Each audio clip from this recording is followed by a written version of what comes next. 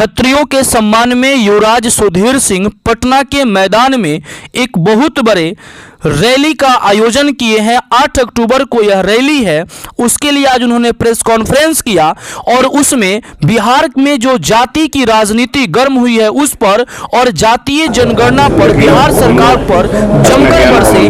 आइए सुनते हैं प्रेस कॉन्फ्रेंस के माध्यम से ये क्या कहते हैं। जितने भी बिहार के क्षत्रिय समाज हैं, हम लोगों ने फैसला किया आपस में मिलकर कि सभी समाज के लोग इकट्ठे हो रहे हैं, तो क्षत्रिय समाज भी वहाँ इकट्ठा होंगे हम लोग। और कुछ सरकार से हमारी मांगे हैं, हम अपनी मांगों को लेकर वहाँ पर जाएंगे।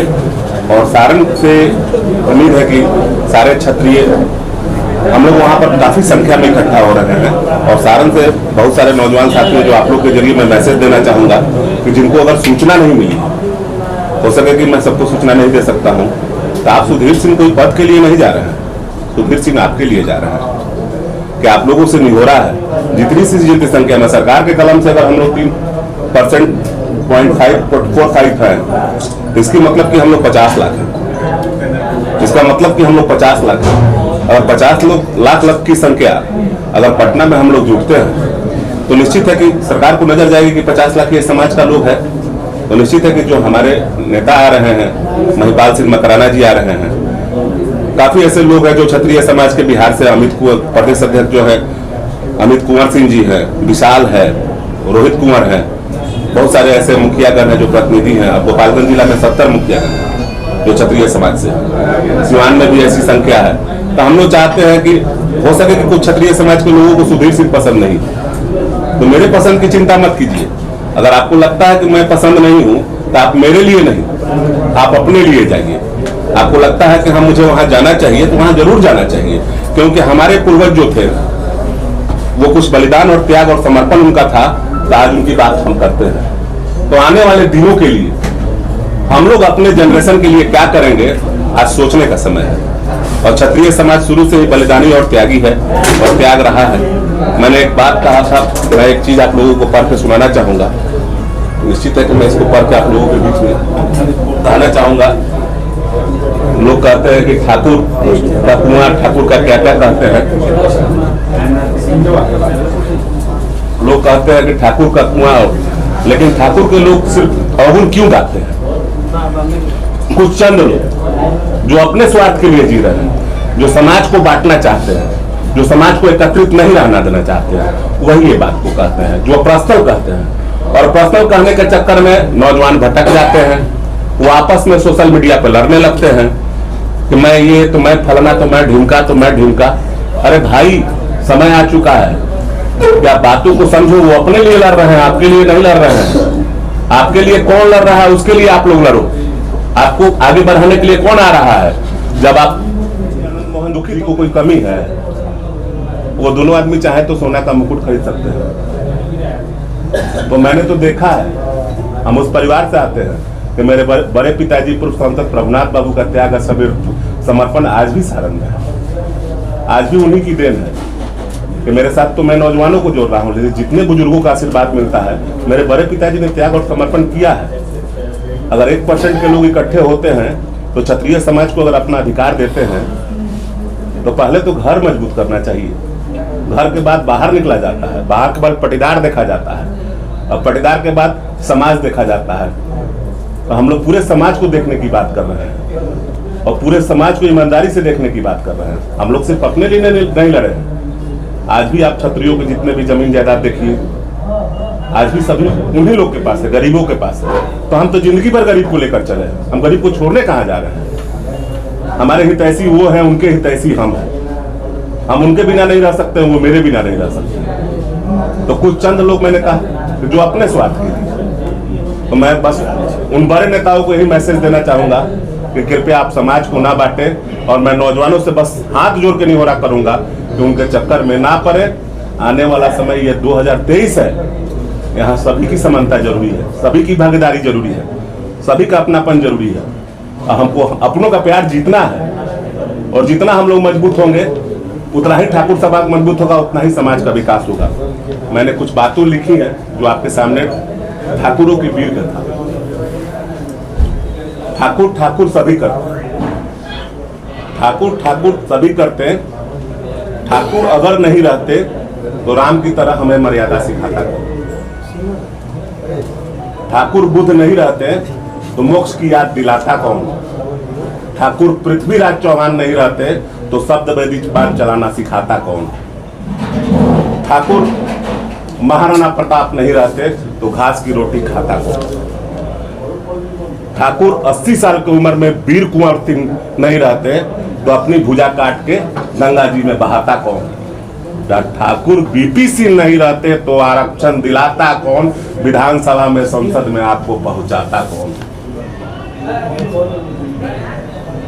लगता है कि कुछ लोग फिल्म से प्रभावित हो गए, सिनेमा से प्रभावित हो गए। इतिहास पढ़िए, इतिहास में हमारी बहुत ही बलिदान और त्याग है, और यह त्याग ठाकुर समाज ने अपने लिए नहीं किया था, ठाकुर समाज ने आप लोगों ने किया था, पूरे हिंदुस्तान के लिए किया था। एक एक घर से 20-20 बच्चे मारे जाते थे। क्या उन अनाथ बच्चों को आपका चेहरा नहीं दिखता है? क्यों हमारी संख्या घट गई? क्यों हमारी संख्या घट गई? कोई ना कोई रणभूमि में हम मारे गए होंगे तब ना हमारी संख्या घट गई। तो आप लोग की संख्या बढ़ गई है तो ठाकुर समाज आप लोग के लिए लड़ा है, तो आप लोग ठाकुर समाज का मदद नहीं कीजिएगा। निश्चित है कि आप लोग, मैं जनगणना सरकार के कलम के हिसाब से जो जनगणना हुआ है उसके बारे में भी 2 लाइन कहना चाहूंगा। उसमें हमारी संख्या जो है 50 लाख के करीब दिखाई गई है। इसका मतलब कि हम लोग जब जनगणना हुआ तो उसके बाद हम लोग का कोई बाल बच्चा ही नहीं पैदा हुआ, हम लोग ऐसे ही रह गए। ये तो सरकार की कलम, तो मैं कहूँगा, बस सरकार से मांग करूंगा, जातीय जनगणना जो हुआ है किसी अच्छे एजेंसी से कराकर इसको सार्वजनिक किया जाए। मुझे नहीं लग रहा है कि जनगणना कहीं ना कहीं जनगणना में पॉलिटिकल फॉल्ट है, जिस जनगणना को मैं विरोध करता हूँ। इस जनगणना को सार्वजनिक तौर पर बताइए, 7% कुशवाहा जी लोग थे, उनको 4% कर दिया गया है, तो 3% लोग मारे गए। कहीं ना कहीं गलत हुआ है। तो मैं इस जनगणना को सभी समाज को लोगों से कहूंगा कि जनगणना पर ध्यान ना देकर आपसी भाईचारा और आपसी एकता को बनाए रखें, क्योंकि जो 50 लाख है वो भी हमारे लिए सम्मानित है, जो 2 करोड़ है वो भी हमारे लिए सम्मानित है। एक सवाल यहाँ ये उठता है कि इस तरीके से बिहार में जातीय व्यवस्था को खत्म करने की बात कही जाती है और अब ये मुद्दा बन रहा है, तो क्या लग रहा है कि मुद्दा बनाने के लिए ये जो कि ठाकुर का कुआं छेड़ा गया था जिसमें बाप भी कूद गए हैं? देखिए, ये मनोज झा का व्यक्तिगत राय था, लेकिन मुद्दा तो बन रहा है। ये मनोज झा की कविता नहीं है, ये कविता किन्होंने लिखा आपको मालूम? 1981 में लिखा गया था, 1981 वाल्मीकि के द्वारा लिखा गया। वाल्मीकि जी के द्वारा लिखा गया था। तो मनोज झा तो उसको सदन में पढ़े, अभी बात क्यों बन रहा है? और मनोज झा जब सदन में पढ़े तो आनंद मोहन जी इसको विवाद बना दिए। मुझे तो लगता है कि पॉलिटिकल स्टंट है, कहीं ना कहीं दोनों आदमी के कोई टिकट उकट जा रहा होगा, कुछ कट उठ रहा होगा, तो आपस में लड़ रहे हैं। तो मैं आनंद मोहन जी का विरोधी नहीं हूँ, वो भी अपने जगह सही है। मनोज झा जी जो कह रहे हैं तो ब्राह्मण समाज इसको अपने सीने पर न ले कि मनोज झा का व्यक्तिगत राय है। और ठाकुर का कुआं नहीं होता तो आप लोग पानी नहीं पीते। ठाकुर का कुआं था तो पानी पीते थे, हम लोग पानी अपने अकेले थोड़े पीते थे। अकेले अगर पीते तो हम लोग का संख्या कम हो जाता। आप ही लोग को न पिला के संख्या बढ़ा दिए। हम लोग का संख्या कम कैसे हुआ? आप लोग को पानी पिला दिए, आप लोग को सब कुछ दे दिए, तब ना हम लोग का संख्या, आप लोग का संख्या बढ़ाने के चक्कर में ठाकुर का कुआं का बात। मनोज झा जी सम्मानित है और हम तुमको विश्वामित्र भी कहते हैं। और विश्वामित्र और दोनों आदमी लालू यादव जी के ही परिवार, लालू यादव के परिवार से ही आते हैं और दोनों आदमी उसी दल में है। तो अपने नेता को कमजोर मत करिए, चुनावी दिन आने वाला है, कोशिश कीजिए कि आपके नेता जो है, आप जिस दल में है ईमानदारी से अपनी भूमिका निभाएं। क्षत्रिय सम्मान रैली का मतलब फिर क्या होगा? क्षत्रिय सम्मान की रैली हम लोग जो स्वर्ण के बारे में भी चर्चा करने वाले हैं। अभी प्रशांत जी से हमारी बात हुई, उसमें 10% की बात आ रही है। तो उसमें हम लोग चाह रहे हैं कि जैसे कि हमारे समाज में भी जो आरक्षण से हम लोग खुश नहीं है। 10% मिला तो? हाँ, 10% मिला है, लेकिन किस कलम से मिला है आप जानते हैं? 10% मिला है तो क्षत्रिय सम्मान रैली का उद्देश्य क्या? क्षत्रिय सम्मान रैली का एक अपने समाज को इकट्ठा करना और अपने समाज की बातों को सभी लोग आपसी भेदभाव बुलाकर कि हम लोग जब एक होकर अपने हक की मांग करेंगे तब ना हक मिलेगा। हम लोग अलग अलग बट कर अगर हक कोई मांग करेंगे तो फिर कोई हमें हक नहीं देगा। तो मेन उद्देश्य है कि हम लोग अपने हक के लिए इकट्ठा हो और जरूरत पड़े तो सरकार पर हम लोग दबाव बनाए, सरकार तब हमारी सुने। सुधीर जी, आज़ादी के पहले अंग्रेजों का दौर था या जो मुगल आक्रांता आए थे, उनमें जो राजपूत समाज है उसमें चढ़ बढ़ के देश के लिए लड़ाई हुई। लेकिन आज़ादी के बाद ठाकुर समाज जो है भारत की राजनीति में क्यों टारगेट पे है? हमेशा नक्सलाइट के टारगेट पे राजपूत है। जो समाज में जो लोग बराबरी की बात करते हैं, तो अगर जातिगत संघर्ष की बात होती है तो उसमें भी टारगेट पे ठाकुर ही है। ठाकुर क्यों टारगेट पे है? आखिर लोग क्या चाहते हैं आपसे? देखिए, ये जो नक्सली संगठन जो आप बता रहे हैं कि टारगेट किया था ठाकुरों को, ये कुछ चंद लोग थे। अगर नक्सल संगठन अगर टारगेट करता तो आज बिहार में नक्सल की सरकार होती है। उनकी सरकार तो है नहीं। नक्सलियों का विरोध हुआ तब न जाकर नीतीश कुमार की सरकार बनी, लालू यादव जी की सरकार बनी, नहीं तो उन्हीं लोग की सरकार होती। और ठाकुर का टारगेट करने का मतलब था कि उनके मन में गलत सब भरना, उन लोगों को भटकाना। और भटकाने के कारण क्या हुआ कि ठाकुर थोड़े कम नहीं, लेकिन बस आज के जनरेशन के ठाकुर में थोड़े से कुछ लोग स्वार्थ किए। तो मैं बस कहूँगा स्वार्थ त्याग कीजिए। यहाँ जीने कोई नहीं आया है, जाना सबको है। ऐसा कुछ करके जाइए।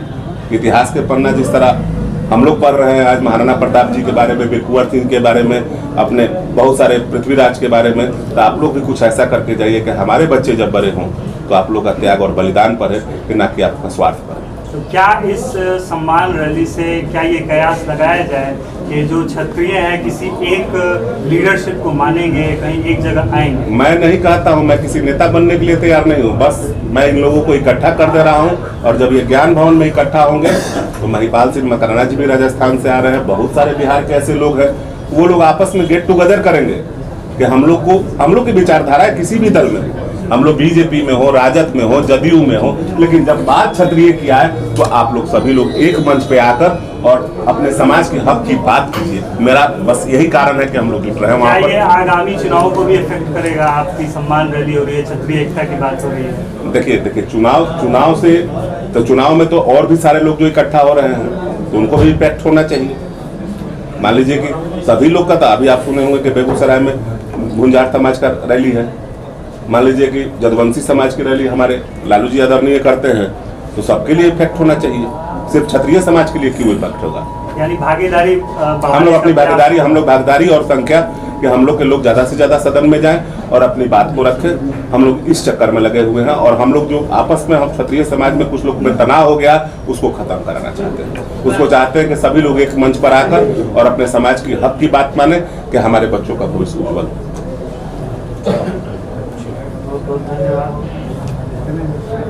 सभी मीडिया को फिर से धन्यवाद कि आप लोग मेरे बुलावे पे आए।